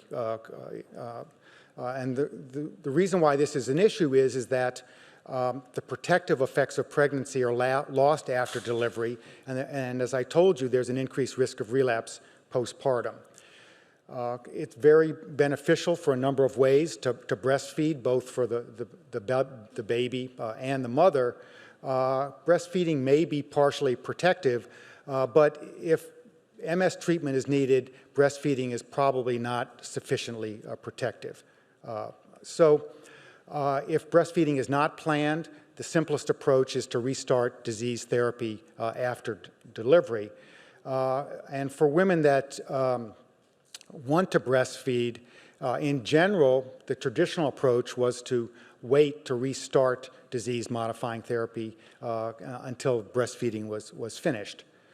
But we know that that's not sufficient for some women, particularly women with very active multiple sclerosis. So this is a complicated table, but it basically makes just a few points. So first of all, again, the interferons and glatiramer acetate are safe to breastfeed while taking.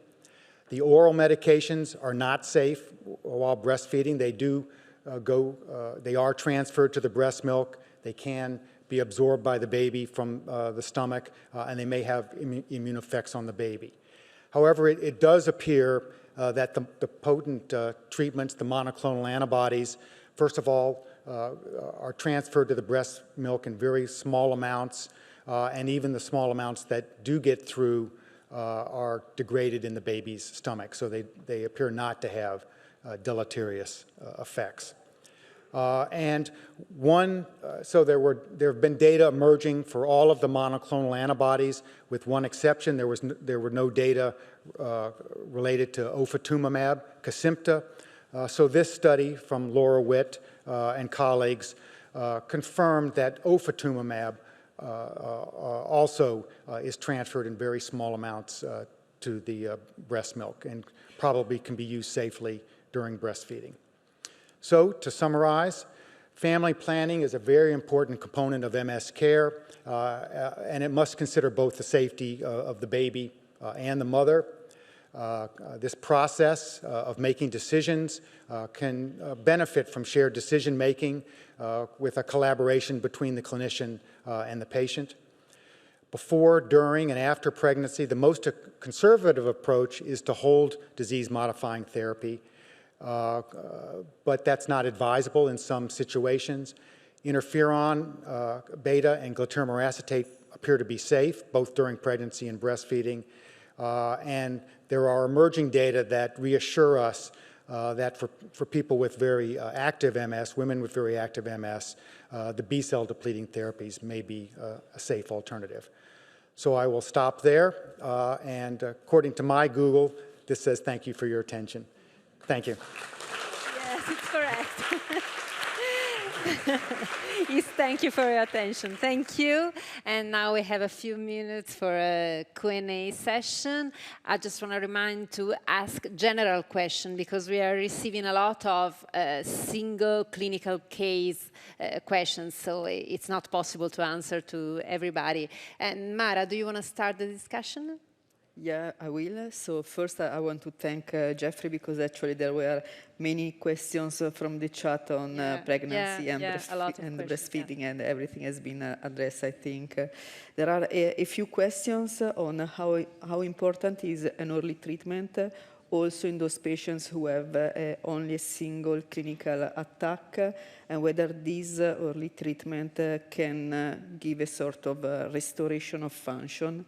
So I don't know whether Vittorio wants to address this point.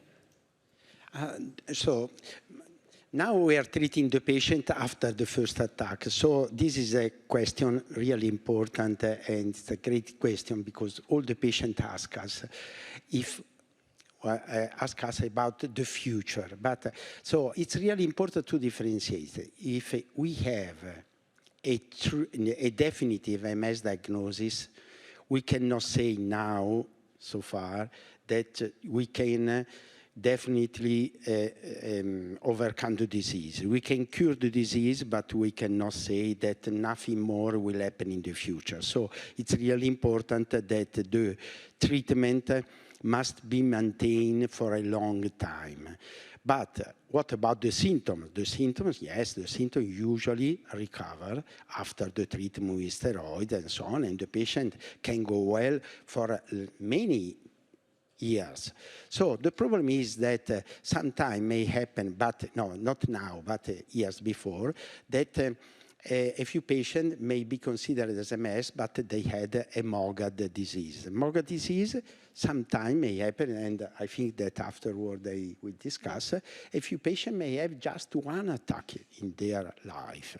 So this could be a reason, but in this case, we can check the MRI, we can have something different. So the problem is that we have to continue the treatment. Another problem is how long have we to continue the treatment? 5 years, 10 years. If the patient is going well, if no no sign of disease activity, no sign at MRI, no sign at the clinical point of view. So after 10, after 20 years, we can say that we can stop. We can try to stop, but we have to decide according to all the prognostic factors that we have considered at the beginning of the disease.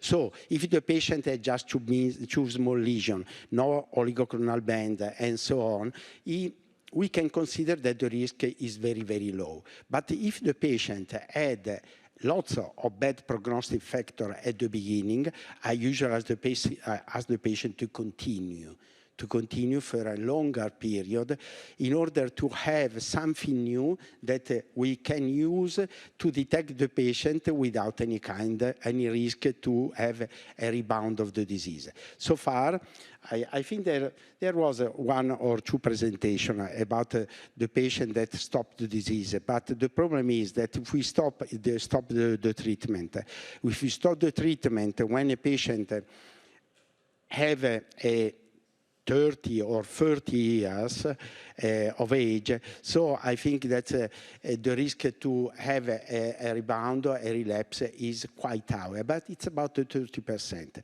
But if we decide to stop the treatment for a patient older, with more than 60 years, I think that could be a possibility. We have to try, we have to not to lower our attention, our follow-up, but we can try to stop the treatment. Okay, yes. Thank you. Thank you very much. We have a question here from the audience. Hi, I'm Jess. I'm from New Zealand. I'm a person living with MS, but I also work in the media space.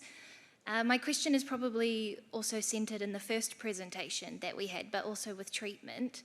Obviously, we would love a cure, and I was just thinking that I have a lot of people message me and reach out, and they truly believe that some of these treatments are cures.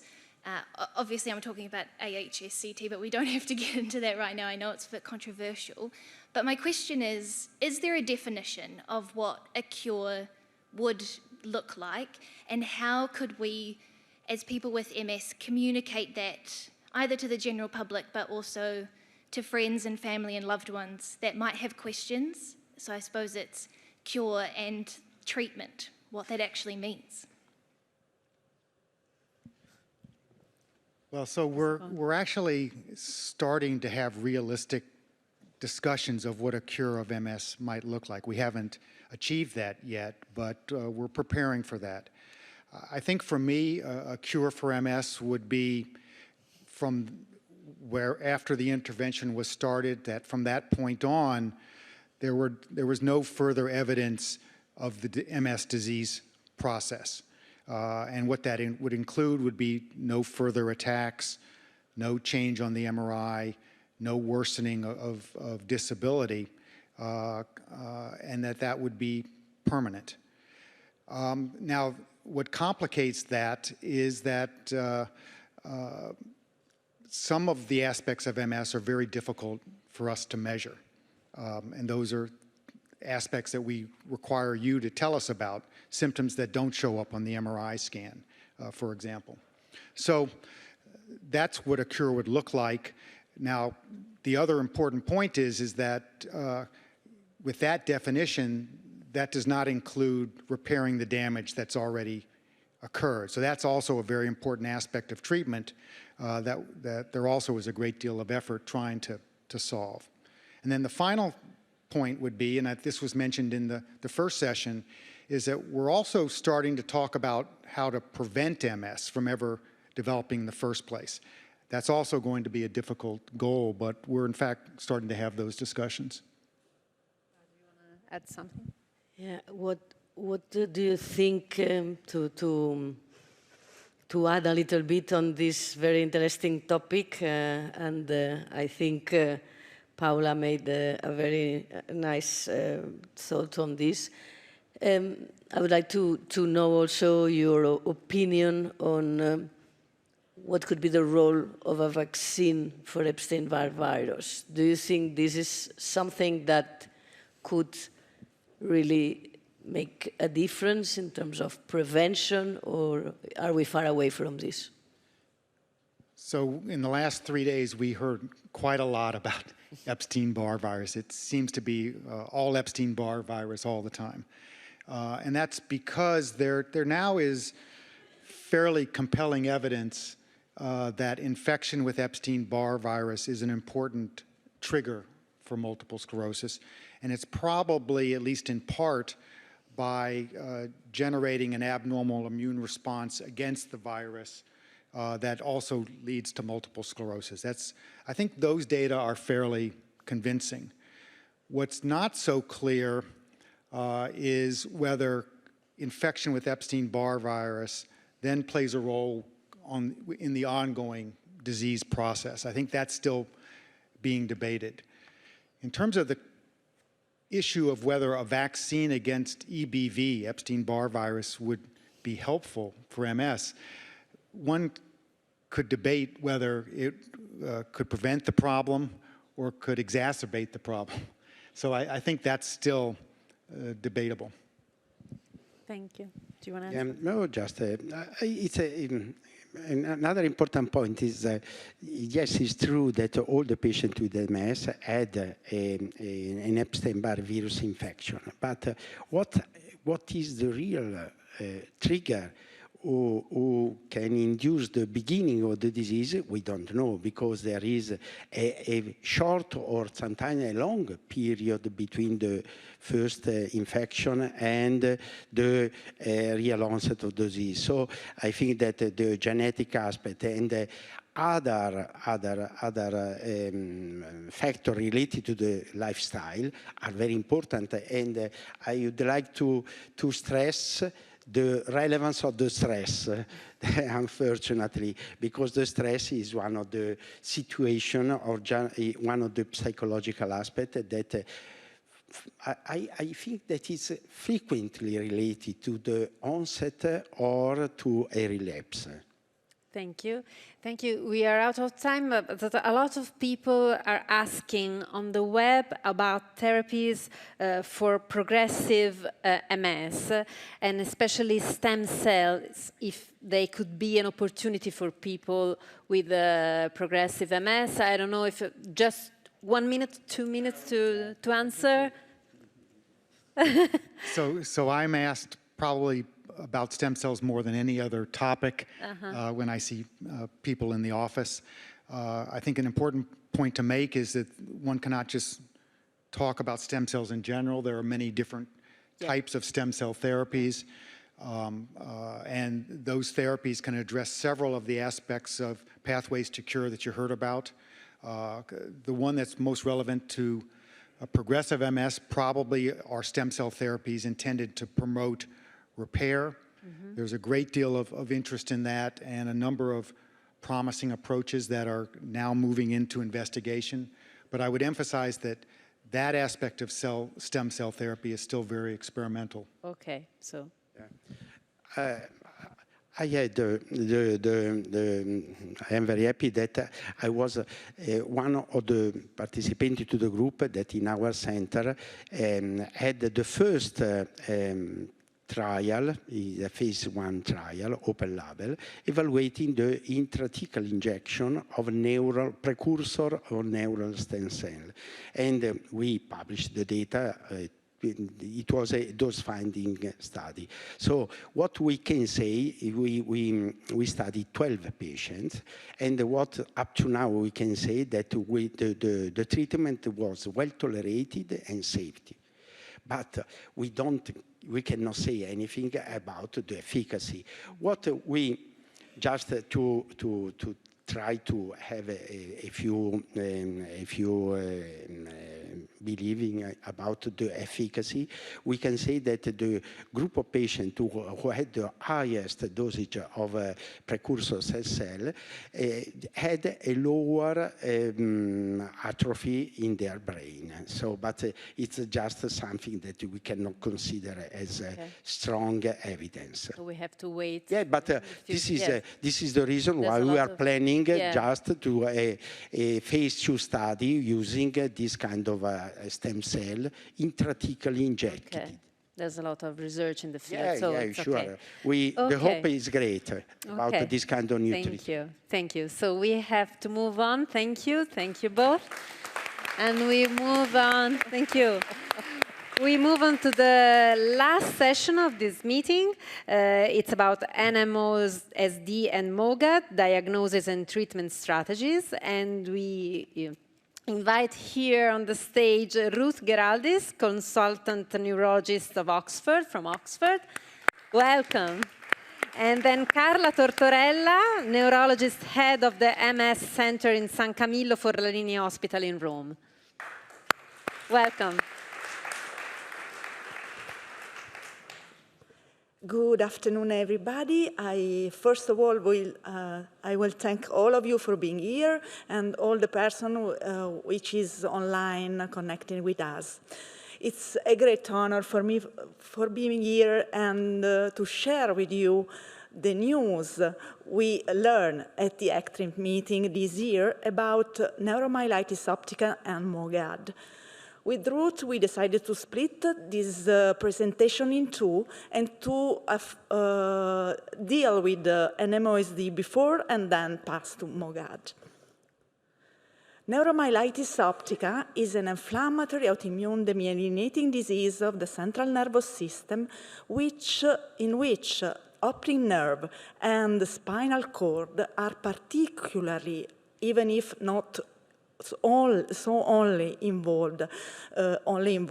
For a long time, neuromyelitis optica has been considered a variant of MS, and we have to wait up to 2005 when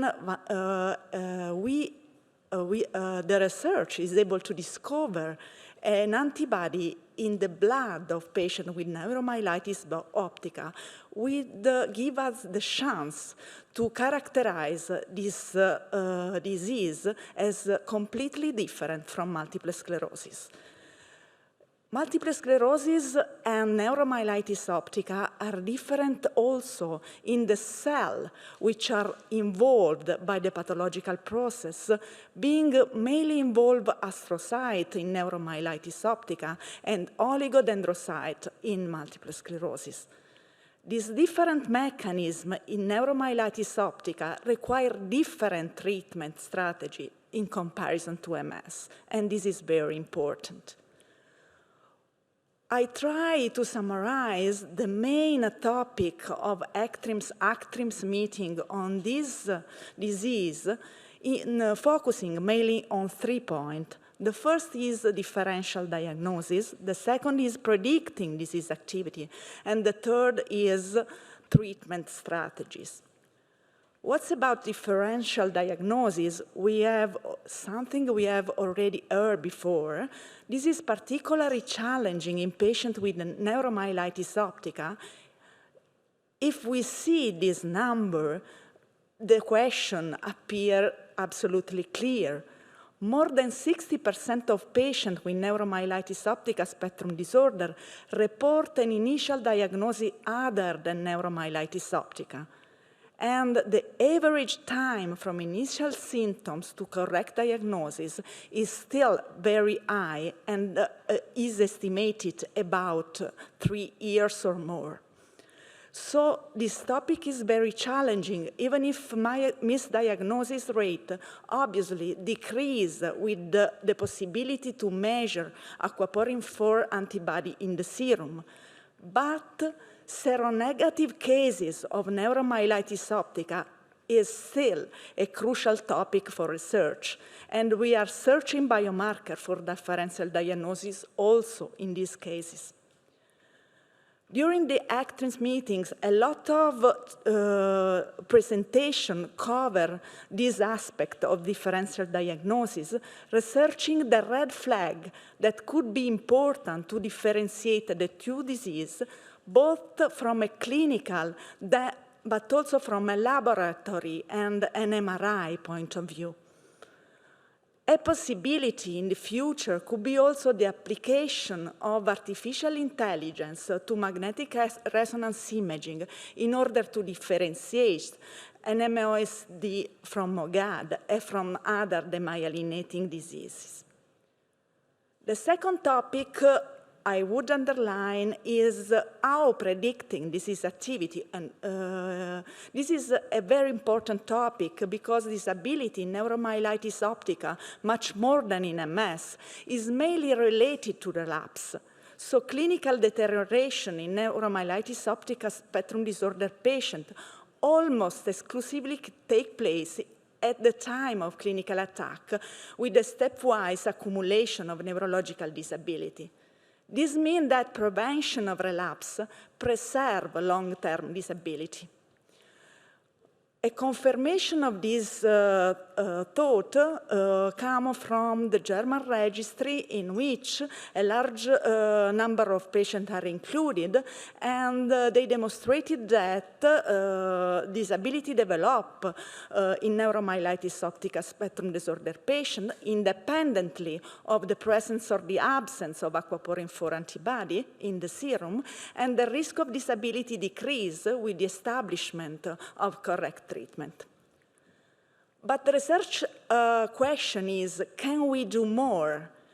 Perhaps the answer is yes, and the other question is can we detect early disease activity before the storm of an attack arrives? In other words, it is possible to anticipate treatment or to obtain information about incomplete disease control without waiting a new attack. From this point of view, at least two branches of research can be considered. The first is what Mara Rocca says at the ECTRIMS meeting about the role of MRI and the possibility to measure water content in the brain before and during the attack, so that this measure can be a subclinical measure to obtain information of what is happening in the brain of this patient. The other way is to study biomarkers, in particular all that protein that are the final way of the cascade of events that lead the pathogenesis of the disease. And so this kind of biomarkers, such as GA5P or neurofilament, can become important because they can rise during the attack or probably also before the attack. So the possibility to measure this can help us in clinical practice. The third point, and the last one, is about treatment.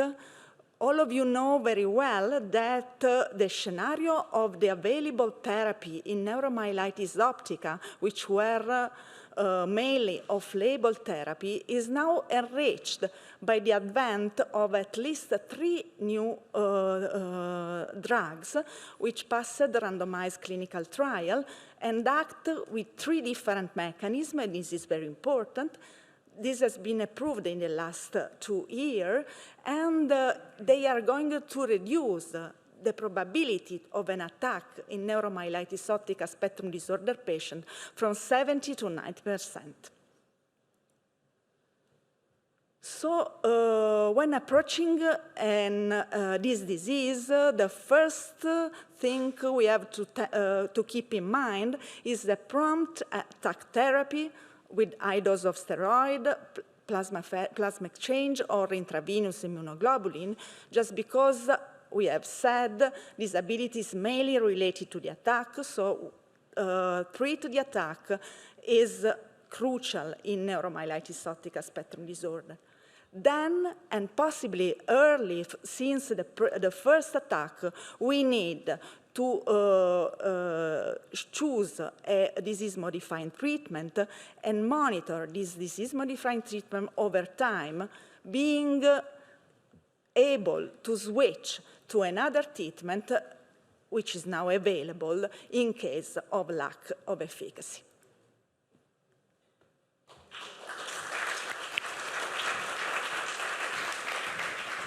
Thank you.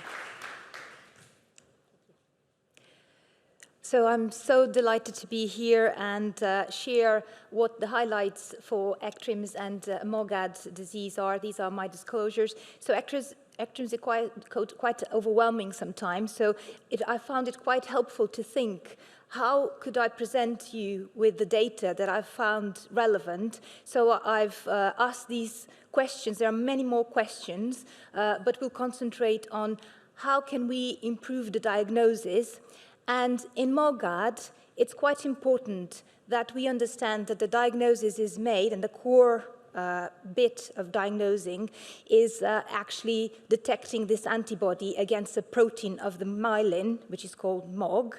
And so the test that we use is very important. And Sara Mariotto, an Italian researcher, has given a wonderful presentation on diagnostic assays. And a key message is that we need the protein to be expressed in its conformation in the cells. So we need cell-based assays, not other bad assays to make the diagnosis. There are different sorts of cell-based assays with different specificities, but it's important that you, as patients, know that there are different types of assays. And one of the things we want to know is whether what happens to the antibodies over time. And this is a study from the Mayo Clinic that I thought you would like to hear about, where we could see that 71% of people with MOGAD would have persistent positive MOGAD antibodies. There was a smaller percentage of people who had positive antibodies and then converted to negative, and very few had negative and then converted to positive. I think this is a relevant study.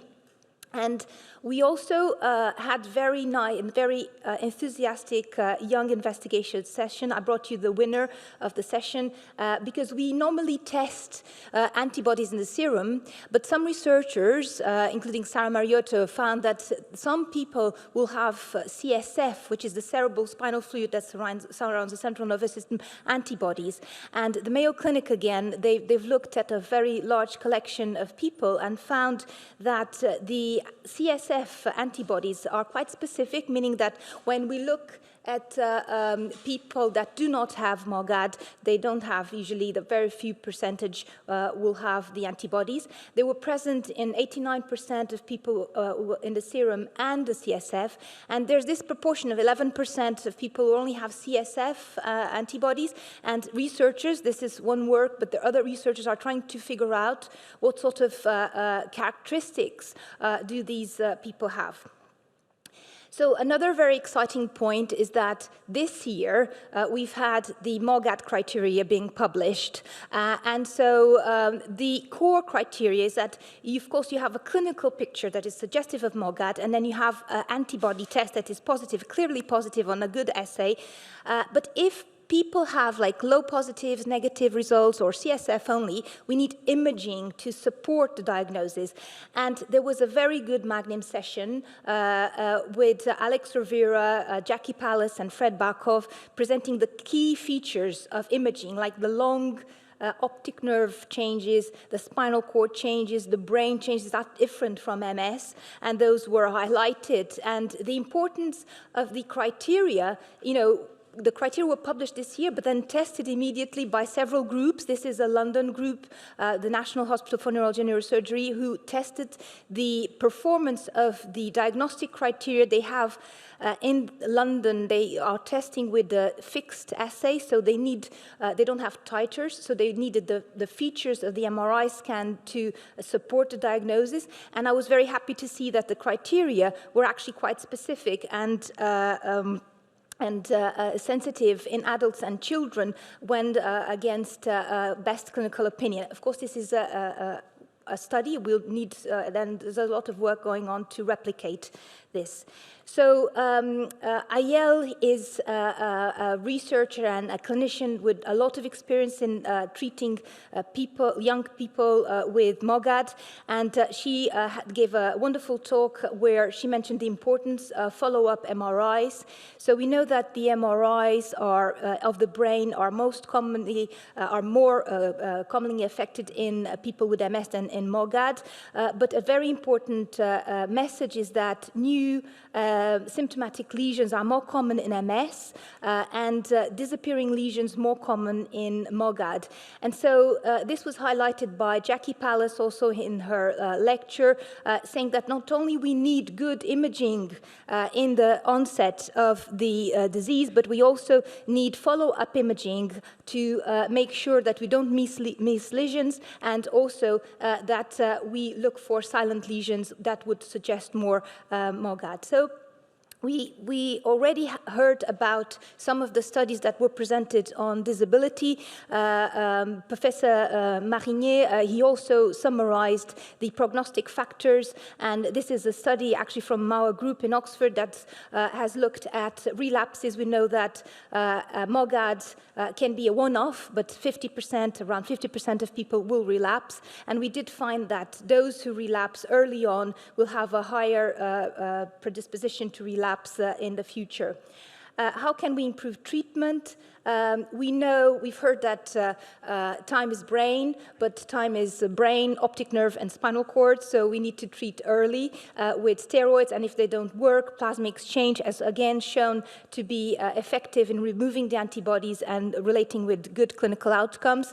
And Jeff Bennett gave a wonderful talk and summary on the on the MOGAD treatment. There's not a lot out there for preventing relapses, but there are important studies going on, satralizumab and rosanolixumab, which is a great name. There are ongoing trials that are trying to prevent relapses in MOGAD. And so we need to treat early the relapses, and then we can immunosuppress patients. We have to look at side effects in children who are very stable even after treatment for relapsing disease. We might consider stopping treatment, but there's a lot of work to be done. I'd like to thank you for your attention. I'd like to thank my colleagues who immediately shared their slides as soon as I said that I was going to share them with you. And just to let you know, there's a community really keen to move MOGAD research forward. Thank you so much. Thank you. Thank you. Thank you very much. Now we have a few minutes for Q&A. Yeah, just I think we are just finalizing, but of course we are dealing here with two diseases that depend on a biomarker, and there are a lot of issues related to access to this biomarker. I don't know if you are aware of international efforts or what can we do to make these biomarkers available a little bit broader than they are, because this is a big concern.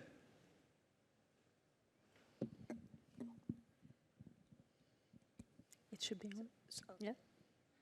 So from the aquaportin 4 antibody, I know that Paddy has been working with several people from in Oxford worldwide to try and improve the test and make it more available to countries where the disease is actually frequent. Sometimes it's important maybe to have different steps. I know that the lifestyle assays are sometimes challenging, and they're so if you, and it's important that people understand that if they have a less good assay, they have to be more reluctant to, they have to look at the clinical picture and make sure that it matches the result. So and then if they are not sure, there are collaborations where they could send the serum, but I know it's challenging and it's bringing a lot of questions, and we're still not there in the sense that it's uniform everywhere. So as you could see in ACTRIMS, there were lots of different results with different lab tests, so that are different to interpret. Yeah.